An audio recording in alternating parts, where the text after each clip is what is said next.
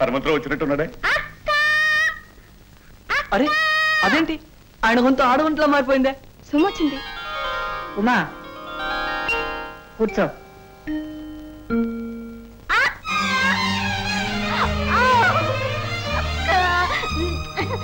Good morning to everybody. నమస్తే aunty. ఏమిటి ఉత్తరం పత్రం లేకుండా హడావిడిగా వచ్చేసావు? తరంగా వచ్చి మీ అందరికి సర్ప్రైజ్ ఇద్దామని. సర్ప్రైజ్ కాదు, షాక్. ఓ మీకు షాక్ తగిలిందా? షాక్ ట్రీట్మెంట్ తర్వాత తీసుకుంటారు గాని ముందు నన్ను తినేవండి. ప్లేట్లో వేసుకొని తిను. అలా ఎందుకు కూర్చుందేనమ్మా? నేను ఆకలికి ఆగలేను అంకుల్. చేతులన్నా కడుక్కో. నేను ట్రైన్ స్నానం చేసి వచ్చానంటే. ఉమా సుమని మేడ మీదకి తీసుకెళ్ళు. భోజనం అక్కడికే పంపిస్తాను. అదే కరెక్ట్. చూడమ్మా, నాన్నగారు బాగున్నారా? అంకుల్ మేము చాలా సార్లు అడిగాను చెప్పమన్నారు. పెట్టి పెట్టింగ్ ఏది? ట్యాక్సీలో ఉంది. శ్రీనాథ్ వెళ్ళి తీసుకురా. చూడండి ట్యాక్సీ అడిగి 20 రూపాయలు ఇచ్చాను, మర్చిపోకుండా చుట్టూ తీసుకురండి. అంటే సగం చపాతి ప్లేట్లో ఉంటే అందంగా లేదు.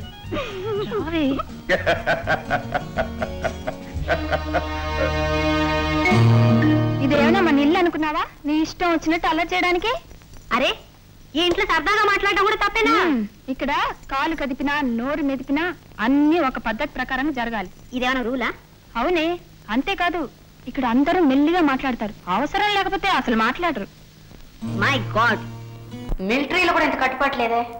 మిలిటరీ రూల్ లాగా ఉంది. ఇన్ని కట్టుబాట్ల మధ్య నువ్వు ఎలా ఉంటున్నావు అక్క? మనవలు కాదు. ప్రేమాభిమానాలకు లోటు లేనప్పుడు ఎన్ని కట్టుబాట్లున్నా ఏమీ చేయలేవు. మీ బావగారు చాలా మంచివారు. నన్ను ఎంతో బాగా చూసుకుంటారు.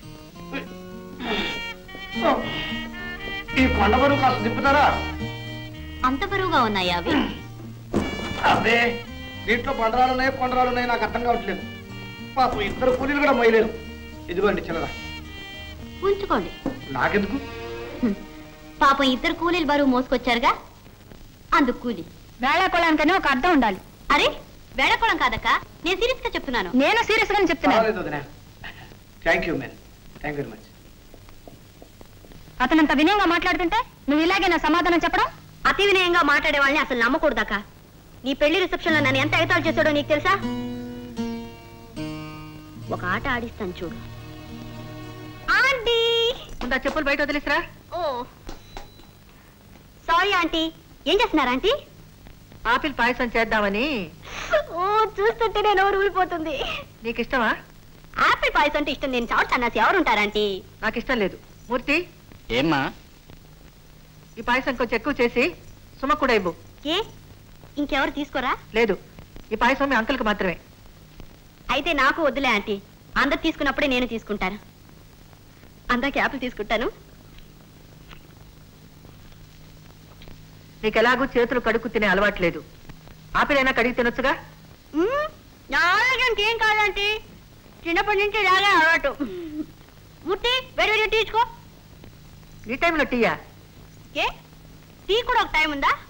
టీ అంటే చైనాలో అమ్ముతాం ఆంటీ. ఇది చైనా కాదు, ఇండియా. మా ఇంట్లో మేము ఎప్పుడు కావాలంటే అప్పుడు టీ తాగుతాం ఆంటీ.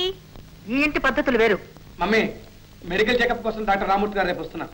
మెడికల్ చెకప్ ఎవరికంటీ? అందరికి నెలకొకసారి ఇంట్లో అందరూ పరీక్ష చేయించుకోవాలి. ఇంట్లో ఒక డాక్టర్ ఉండగా బయట డాక్టర్ దేనికంటీ? వారు చాలా అనుభవం ఉన్నవారు. మా ఫ్యామిలీ డాక్టర్. Correct aunty. అనుభవం లేని కుర్ర డాక్టర్ని అసలు నమ్మకూడదు. పరీక్షల్లో కాపీ కొట్టి పాస్ అయి పెద్ద డాక్టర్ లాగా పూసుకొడతారు.